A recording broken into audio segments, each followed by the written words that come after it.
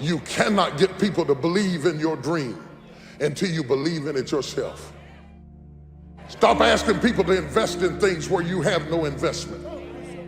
Nobody's going to put into your dream before you put in. You have to invest in what you dream for. It was my dream. It was my goal. I don't expect you to believe in my dream like I believe in my dream. And the problem with some of y'all is you want somebody else to support your dream. It's yours. It's your dream. If you want it to happen, get your butt up and make it happen. If you want it to happen, rise and grind. I have never met anybody who became incredibly successful in any area of their life until they had suffered and sweated and sacrificed and kept their focus and fought through tears and trials and tests. And if you have a dream and you commit to it, it will come to pass. Someone's opinion of you does not have to become your reality. When you have a dream, it doesn't often come at you screaming in your face, this is who you are, this is what you must be for the rest of your life. Sometimes a dream almost whispers. And I've always said to my kids, the hardest thing to listen to, your instincts, your human personal intuition, always whispers, it never shouts. Very hard to hear. So you have to, every day of your lives, be ready to hear what whispers in your ear. It very rarely shouts. And if you can listen to the whisper, and if it tickles your heart, and it's something you think you want to do for the rest of your life, then that is going to be what you do for the rest of your life, and we will benefit from everything you do. Anybody can dream it, but you'll never see it until you're willing to be committed to it. I was telling somebody the other day, we worked when we didn't have food. We worked when we didn't have lights. I was putting my whole check in the offering, all of it, trying to keep it going. When I finally got some staff, I went on the road preaching, and whatever I made on the road preaching, I brought it home to make the payroll of the staff. And sometimes I got them paid and couldn't pay me. Commitments. Looked like a fool. Didn't have any clothes. Suits was falling off me. They laughed at me. Looked like an old raggedy country preacher. I had holes in my shoes. I couldn't kneel down and pray because if I knelt down to pray, they would see holes in my shoes. They laughed at me. They said that boy's lost his mind. He'll never be nothing. He stutters. He's got a lisp when he speaks. He'll never be a preacher. I don't care what you say. If you are committed to what you believe, you'll never, never, never bring down somebody who is committed. There's so much knowledge out there, so much information, so many ways to get better, and we make so many mistakes. We're the product of our mistakes. Everyone starts to blame other people for their problems. Well, I can't succeed because of racism or xenophobia or homophobia, some of which might be legitimate. You are the master of your own destiny. It starts with making your bed in the morning, being the best version of yourself, and being a champion of the decisions you make. Your breaking point is your breakthrough point. If God can remove something from your life that you never dreamed of losing, can't you trust Him to bring something new and better in your life that you never dreamed of? Oftentimes the lesson is sitting there right in front of our face. It's there to be learned, but we miss it, or we don't pay attention to it, or we think we know better until it punches us in the face. And the most important thing to learn is that we have so much to learn. We all do.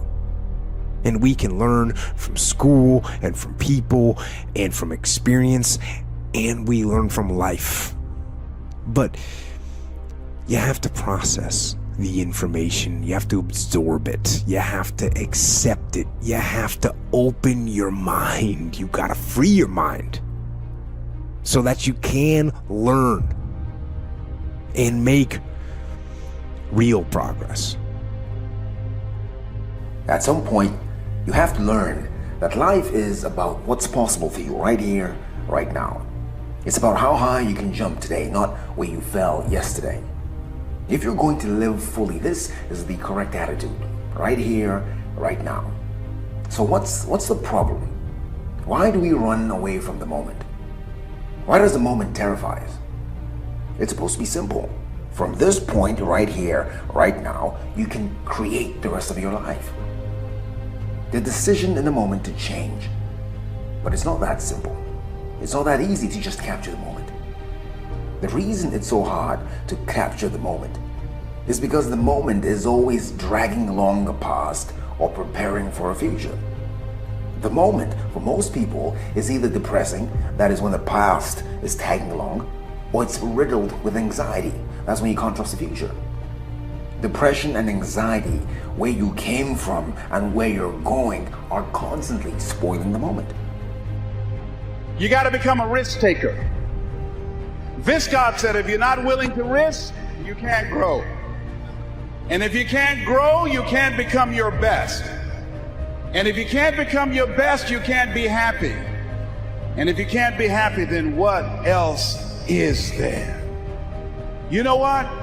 I saw Dr. Norman Vincent Peale 23 years ago. But for 13 years, I wouldn't take the chance. For 13 years, I was living in my comfort zone. For 13 years, I kept saying, I can't do that. There's an old African proverb that says, if there's no enemy within, the enemy outside can do us no harm. You get one shot at this gig right here. Life. One life. That's all you've got. And regret, in and of itself, it's worthless. It does nothing for you. In fact, the only valuable thing in regret is the lesson you learned, the knowledge that you gained. But walking around filled with regret gets you nothing. So, learn and move on. Don't let regret beat you down. Don't be a slave to regret. No. Let it teach you. Let it make you better. When you are trying to get to the next level, and you can see where you're trying to get to, there is a ceiling that you have to break through. But in order to get to the next level, it's because you can see what you want to become. But the only reason you can see the next level is because this ceiling is made of glass. In order to get to the next level, you must be willing to break through the glass. Anytime you break through glass, you are going to get cut. You are going to bleed.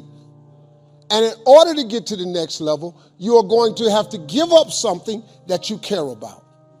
You cannot take everything with you. See, all your friends, they can't go to the next level because they'll get up there with you, and the way they behave, they'll mess it up for you. The cut is going to put some bruises and blood. But that's the only way to get to the next level. I understood that. I knew that I could not remain the same and change. You got to grow. You can't hang out with everybody you've been hanging out with to go to the next level. You can't do everything you used to do. If you do that, you'll never grow.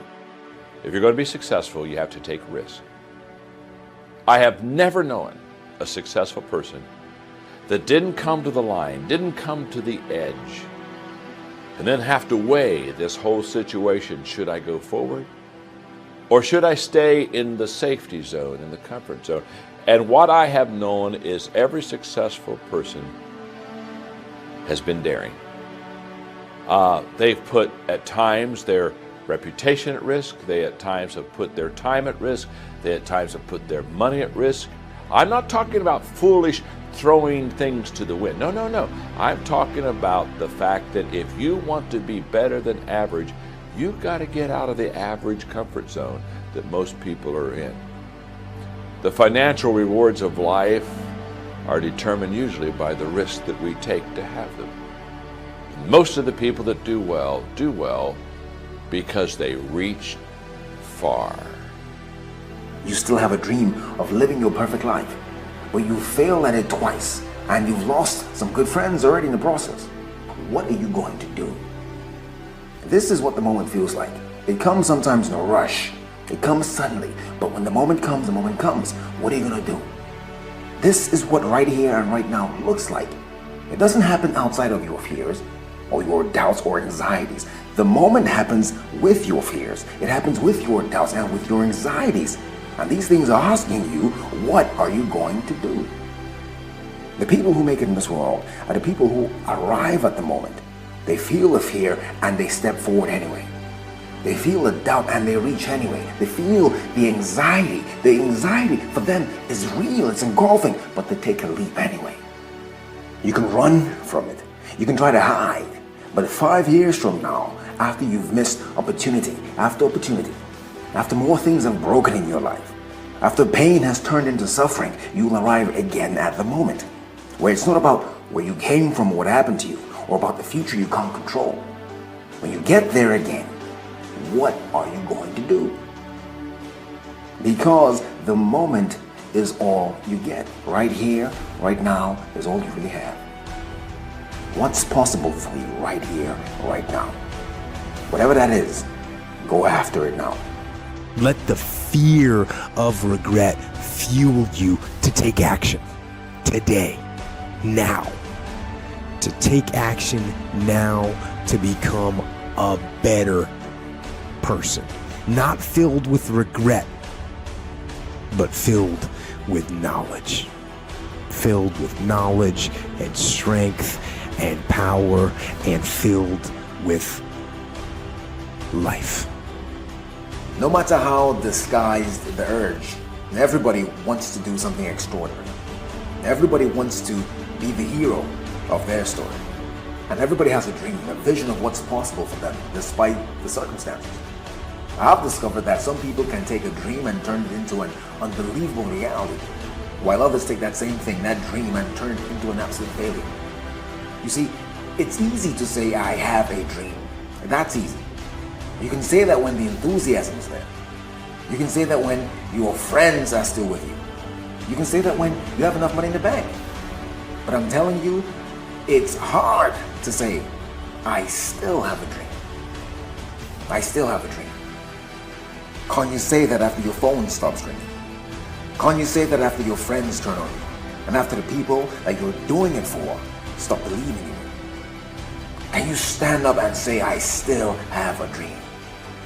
Dream chasing isn't for the serious, it's for the sincere. And the difference between being serious and being sincere is that serious people have a can-do attitude, but sincere people have a must-do attitude. That's how dreams become reality. They become a must. My children must survive. My life must change. My diet must improve. There's something about that attitude that's transformative. And sincere people understand it. They understand that your dreams can shape-shift on you. You thought your dream was setting you up for something over there. But no, it's dragging you over here into this corner.